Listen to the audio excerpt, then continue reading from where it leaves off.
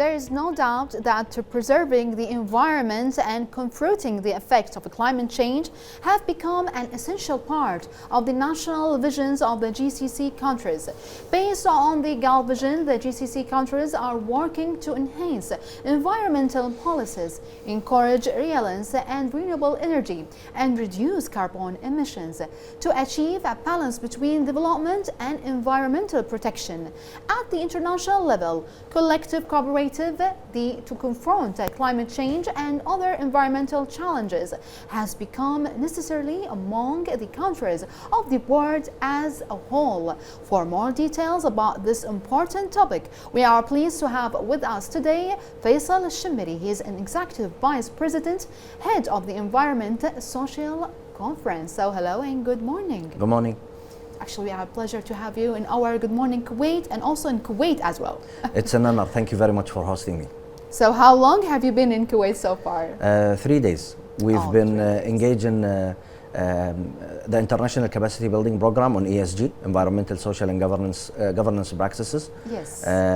It's a regulatory requirement from the Kuwait Central Bank, which is very ambitious and reflects a commitment from the leadership in Kuwait in building the capacity and setting the foundation for a sustainable future in Kuwait and to the world. That's amazing. So how do you assess, let's say, the progress of the GCC countries in advancing the ESG initiatives and positioning themselves as the leaders, let's say? It's an evolving area.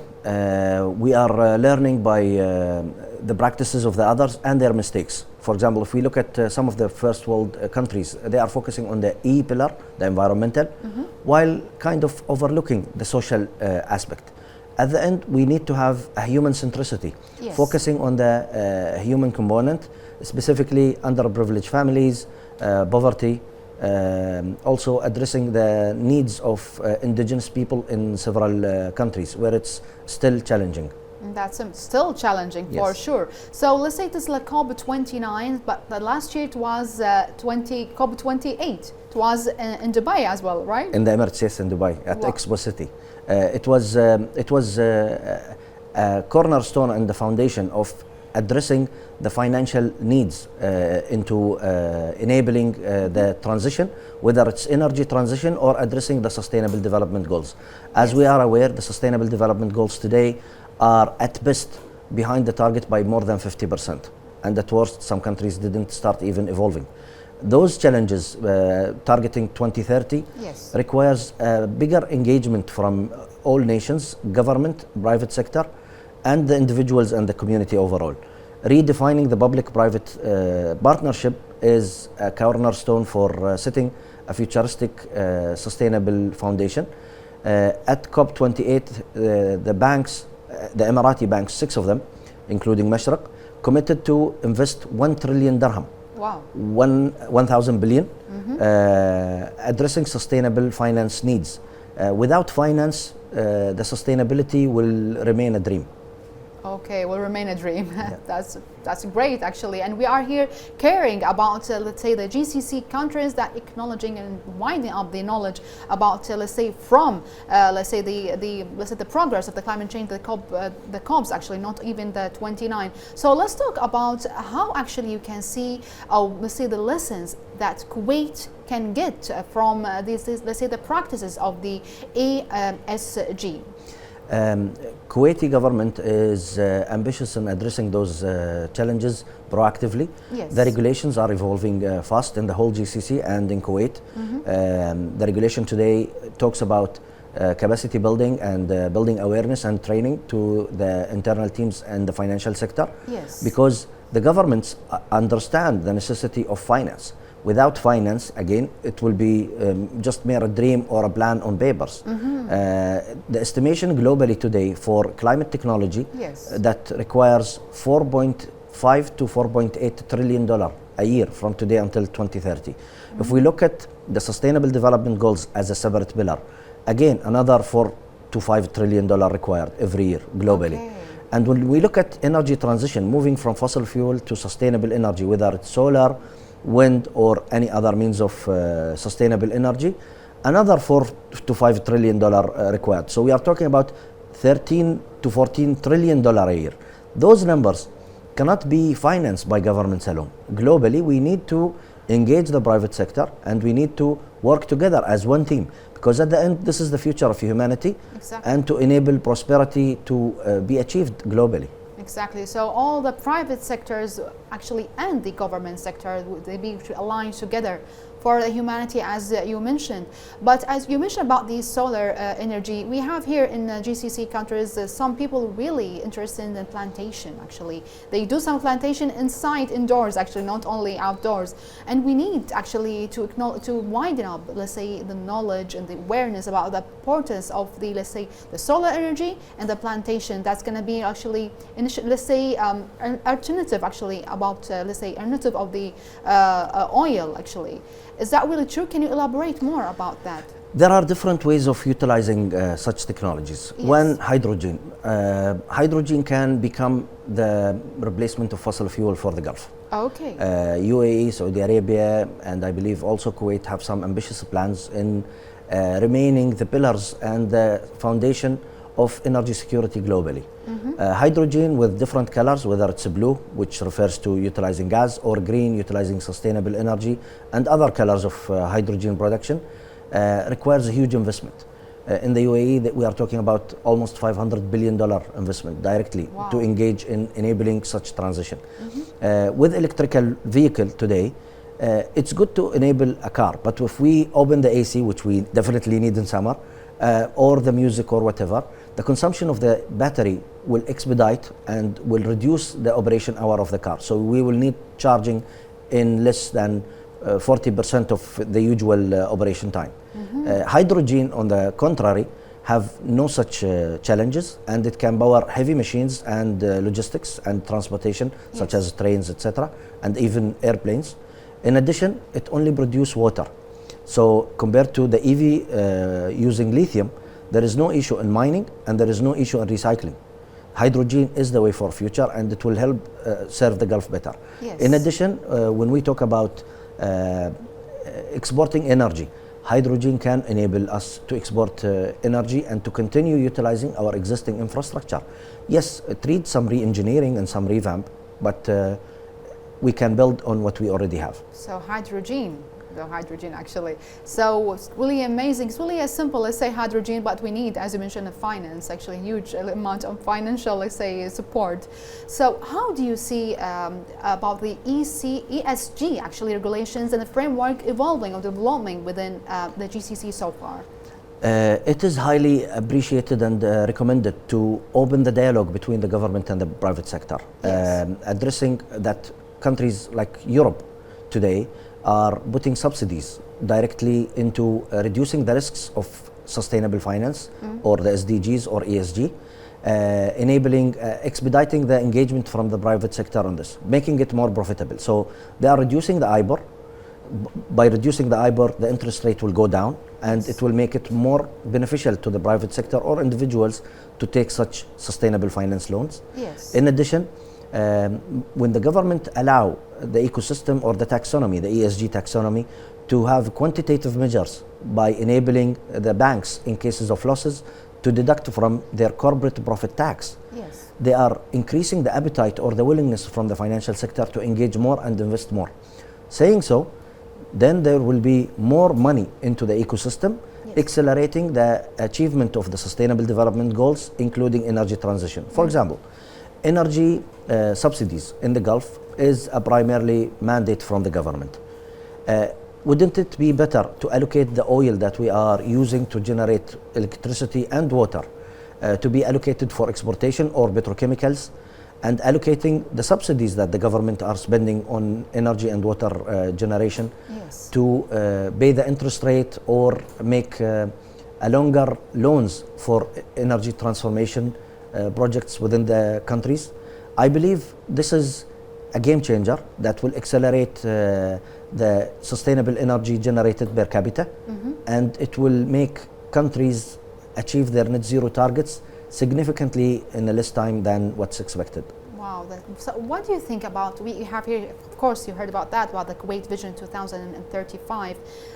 We are actually seeking about how to maintain, let's say, a healthy environment and, let's say, and using the solar energy and so on here in Kuwait. What do you think about, let's say, the vision of the whole, actually the whole GCC countries, let's say, not even in 2035, but let's say in the nearest future? The Gulfs are blessed with a strong aviation industry, whether it's Emirates or Kuwaitia or in Saudi Arabia or Qatar. Yes. And the targets of ICAO by 2030 to increase the percentage of SAF, SAF fuel in the aviation industry. And when we talk about SAF, it means reducing the emissions of the aviation industry, the civilian aviation industry. Yes. And when we address that, we understand that we need to expedite and accelerate our engagement in such initiative. Moving forward toward sustainability, in the broader definition, will increase the happiness and the well-being of our citizens. In addition, the conditions of life will improve, less pollution.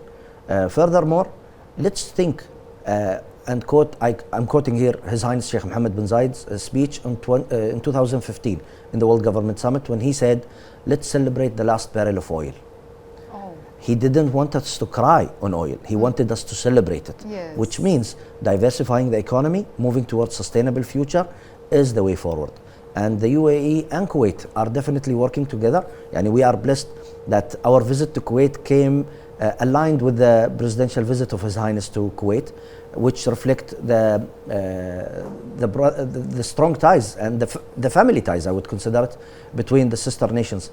And moving forward, sustainable energy, whether it's a nuclear today, by the broader definition, nuclear now is considered sustainable.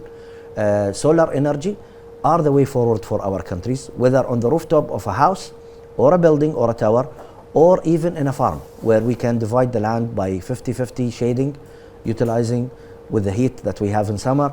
It will be better for the crops also to have agrivoltaic in place.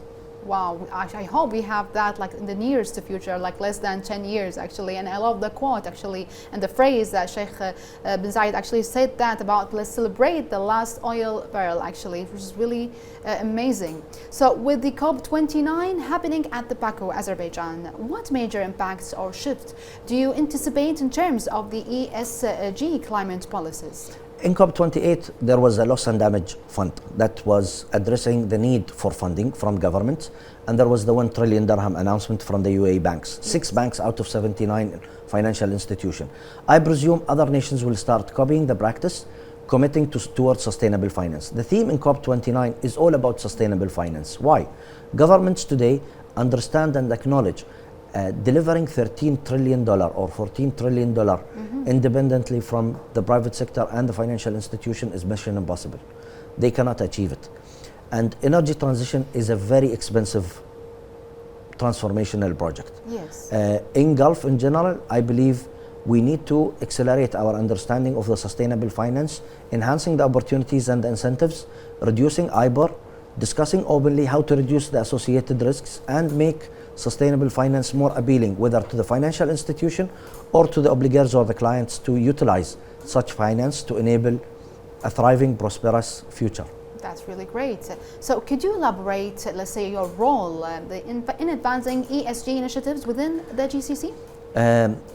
As Mashreq, we committed to 110 billion dirham on sustainable finance. Yes. We already delivered some of those deals in the GCC countries and beyond. And we are committed to deliver the same here in Kuwait. In fact, the team in Kuwait, my colleague Ammar and his team in the Kuwait branch, are eager to deliver sustainable finance to our existing or futuristic obligor. Part of our commitment was not only to train our team in Kuwait on ESG and sustainable finance and why it's necessary for us and as individuals and for our nations. It's the way forward to the future. Yes.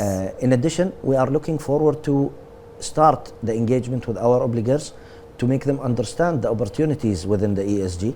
At the end, the subsidies of electricity and water will start reducing when we look at our nation's commitment. For example, in Kuwait, 15% sustainable energy, 15% reduction in the national emissions by 2035. Yes. That requires a huge investment on sustainable energy, and it will mean eventually reducing the subsidies on electricity, which can reflect into adding a top-up for the National Housing Program loans, where individuals should start investing in better insulation. Yes. The temperature in Gulf is very high.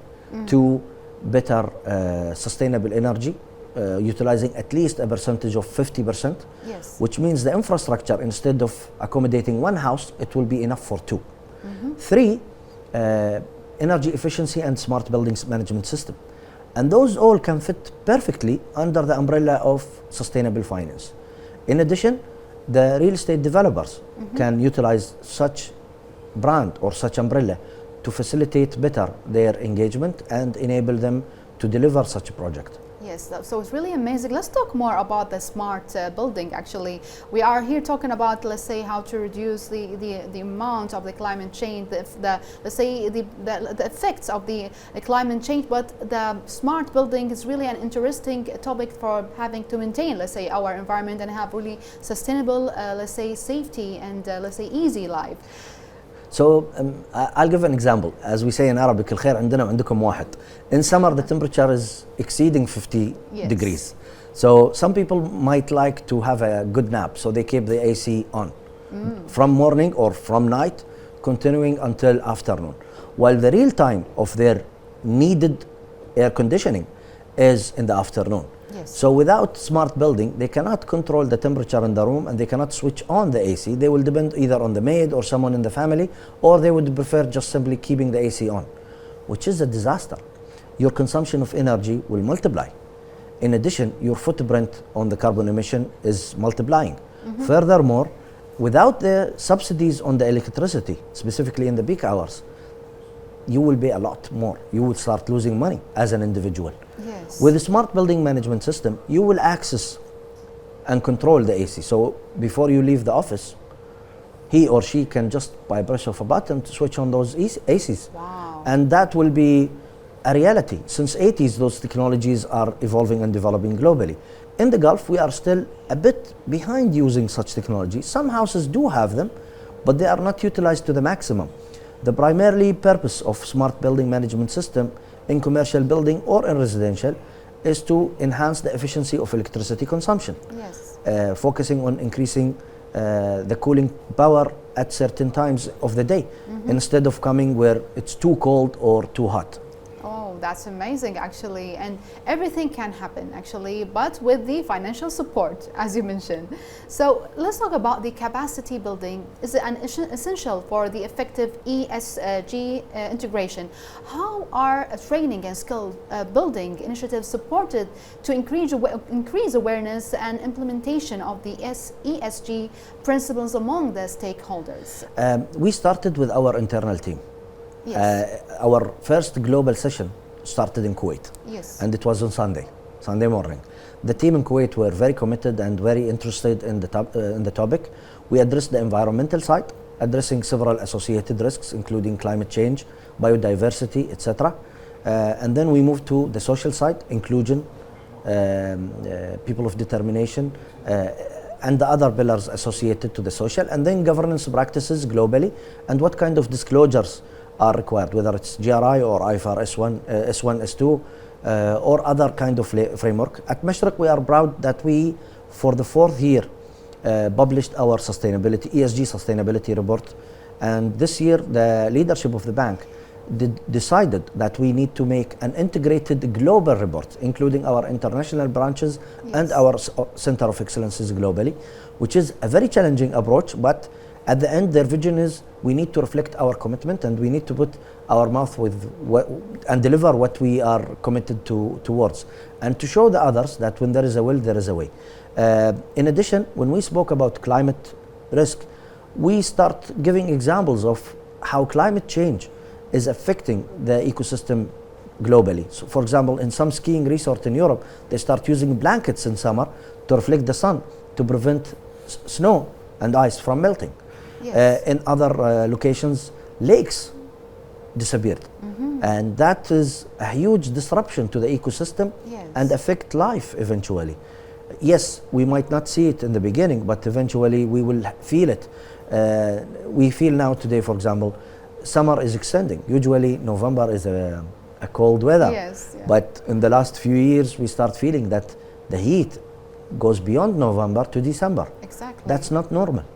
And such shift in normality within weather and temperature is causing challenges and disrupting human activities, including agriculture. Yes, that's really amazing, Mr. Faisal. It's really a pleasure to have you in our show, Good Morning Kuwait, and a pleasure to have you in Kuwait as well, your other country. Big thanks and appreciation to all the efforts and best of wishes for the COP29. Thank you so much. Thank you very much.